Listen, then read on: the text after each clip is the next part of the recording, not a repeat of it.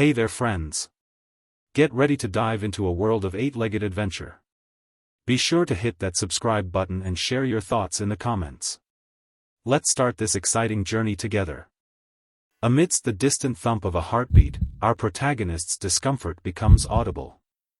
Grunts and sighs accompany her, as if the world itself is a bit off-kilter. And then, a sudden explosion of frustration, gwah! As if trying to shatter the confines of her predicament. In the midst of this chaos, her thoughts swirl like leaves caught in a gust of wind. Not being able to move or talk, it's an odd sensation for sure. Amidst the confusion, a thought bubbles up: is her body really this messed up? She considers this with a mix of curiosity and resignation. As the commotion settles, she shifts gears within her mind, engaging in an internal conversation. Questions flood her thoughts. Is she feeling any pain? After a brief pause, she comes to a reassuring conclusion: nope, no pain at all. And then, as if a curtain lifts on a distant memory, a casual scene materializes. School. Yep, that's the last thing she remembers. How did she end up here? And then, as if a distant memory resurfaces, we're back in her classroom. Three boys chat in passing, casually mentioning gaming struggles and making plans for post-school grinding. Their words fade into the background, unremarkable in nature. Two students are hanging out together, and one of them realizes he forgot his pencil case. The other student comes to the rescue and offers her own pencil case in exchange for some candy, a pretty sweet deal if I say so myself. As the class gets going, another student is reading a poem about the transient nature of things.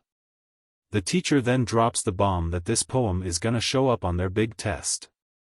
But here's where things get crazy. As the teacher is talking, a weird light starts shining down from above. It touches the students, and they start turning into ash, one by one. It's like a scene straight out of a wild fantasy. Amidst everything happening, the main character's thoughts come alive. Intense pain that was there a moment ago suddenly dissipates, as if it was never there. She's wide awake, fully conscious, yet confined in stillness and darkness, unable to perceive her surroundings. Out of the blue, a gentle rustling sound emerges. And then, unexpectedly, she brushes against something, a revelation that she can feel things again. Lost in her predicament, the main character's mind ponders. Is she trapped in some kind of bag? Could she be in the middle of a weird kidnapping? But quickly, she shrugs off these thoughts, realizing they won't help her situation. Right now, all that matters is breaking free. With determination driving her, her surroundings start to crack, as if something's breaking open. And from this cracking, a sharp point emerges, tearing through the shell. Emerging from the shattered shell, she enters a cavern adorned with a multitude of spiders. A wave of questions floods her mind. What's the story with this army of spiders, all of them as large as humans? As her gaze pans, she observes their origin: they're emerging from eggs. Directing her attention downward, a startling realization hits her: her humanity is no more, she is now a lowly spider monster. From this point onward, let's refer to her as Komoko. In the midst of it all, Komoko's thoughts whirl. This scenario feels strangely reminiscent of a common trope, the famous isekai anime trend. And then, it hits her like a ton of bricks, the dreaded realization that she might have been reincarnated into a spider. Overwhelmed by disbelief, she crumples to the ground, unleashing a resounding scream: no way! I can't get reincarnated as a spider. A little later, it hits Komoko: she's got to face the music and accept that she's now a spider, a reality she might as well start getting used to. She waddles over to her fellow spiders, who are happily indulging in a meal. The sight triggers her own hunger, pushing her to take a peek at their feast. Yet, what she witnesses drains the color from her face: they're devouring one of their own siblings.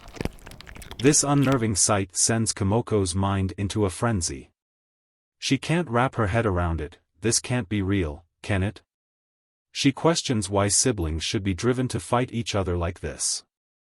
As the other spiders draw closer, a surge of urgency kicks in. She realizes she must flee for her life. But before she dashes away, she glances upward and catches sight of a colossal spider monster looming at the cave's peak. She can't help but wonder if it's their mother or even their father. Why are they so gigantic? Suddenly, the giant spider, whom we'll refer to as Mother, slams her leg onto one of her own offspring and begins devouring it. With a surge of determination, Komoko seizes the moment and bolts, running for dear life. As Komoko darts for safety, she slips into a narrow crevice in the cave's wall. Mother's attention is drawn to her fleeing figure, and with a swift motion, she thrusts her razor-sharp leg against the wall, aiming to thwart Komoko's escape. But despite her efforts, Mother's attempt proves futile, as Komoko successfully reaches a secondary chamber within the cave. Catching her breath, Komoko's mind races. She was convinced she was on the brink of death. She ponders the fate of the other members of her class. How did they meet their end, and what events led up to it?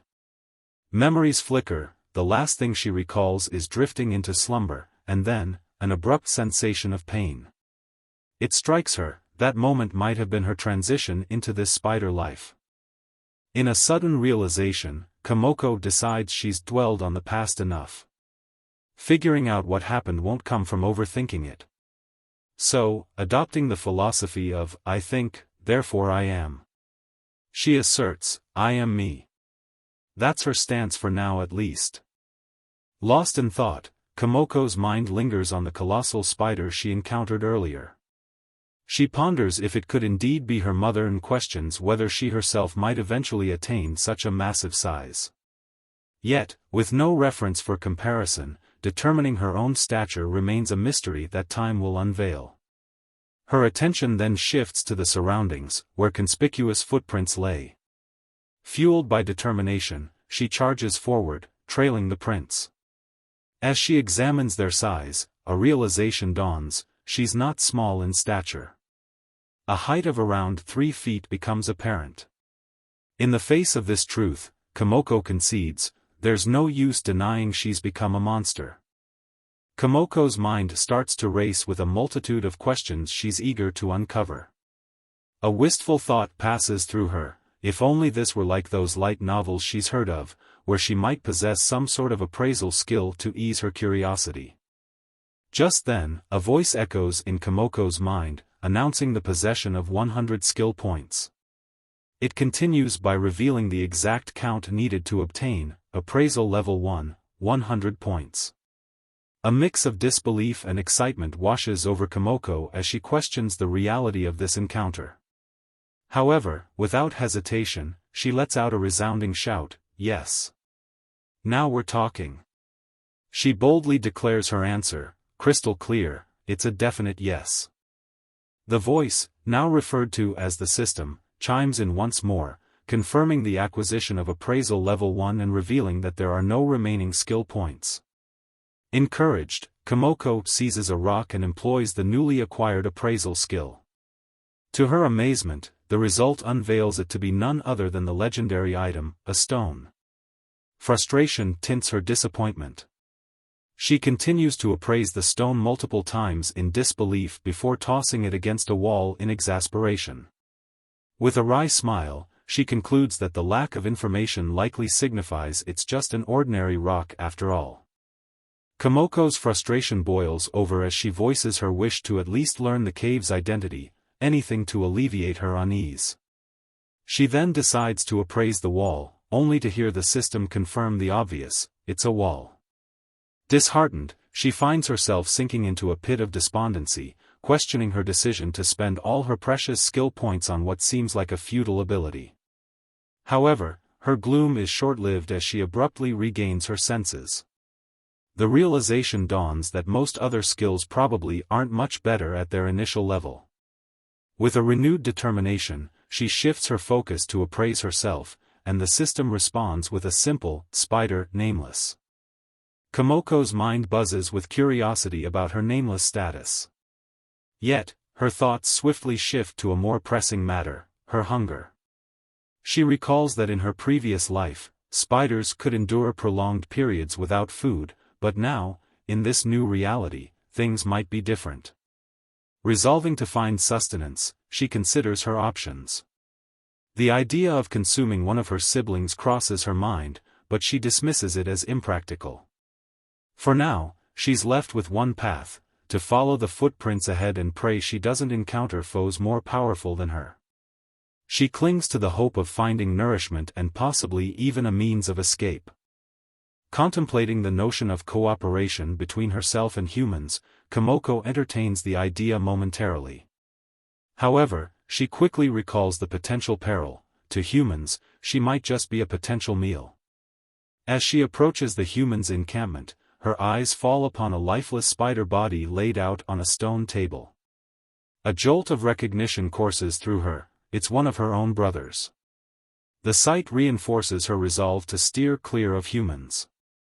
Turning her attention to a cavern entrance nearby, Komoko's eyes catch a flicker of movement within the shadows. Realizing the significance of the moment, she decides it's the perfect time to employ her appraisal skill. She activates the skill, triggering a cascade of notifications displaying myriad monster names. Overwhelmed by the onslaught, she hastily cancels the skill. Reflecting on her observations, she notes that creatures like deer and bats, which were mundane in her previous world, now appear far more menacing. Her gaze lands on wolves, each boasting 6 legs and formidable fangs, further emphasizing the otherworldly nature of this realm. Lost in contemplation, Komoko ponders her predicament. The dungeon's difficulty feels like it's set to an impossibly challenging level, akin to lunatic mode. She expresses her exasperation, referring to the treacherous expanse behind her as Spider Hell and the ominous path ahead as a formidable monster gauntlet.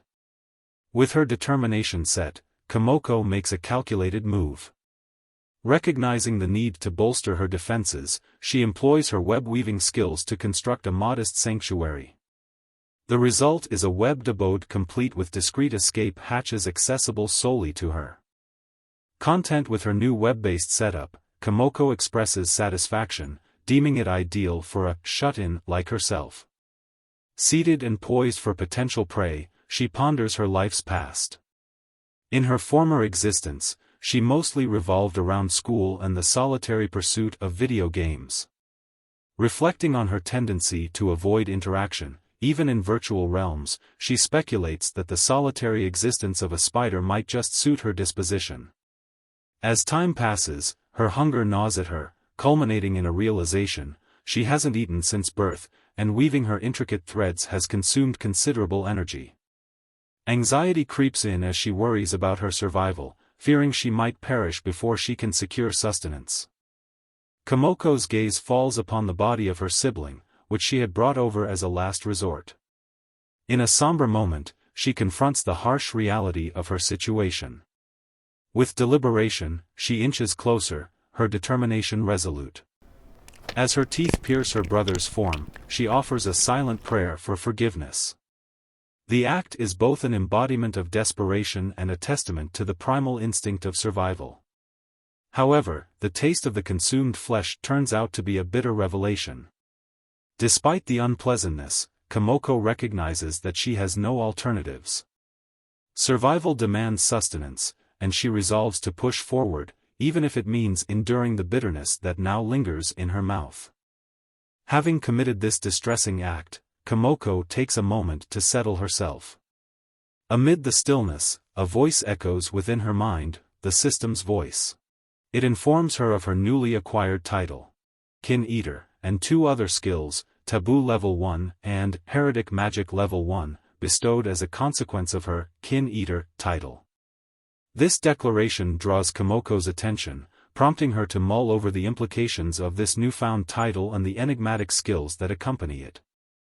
Driven by curiosity, Komoko endeavors to harness the potential of her skills, starting with her attempt at magic.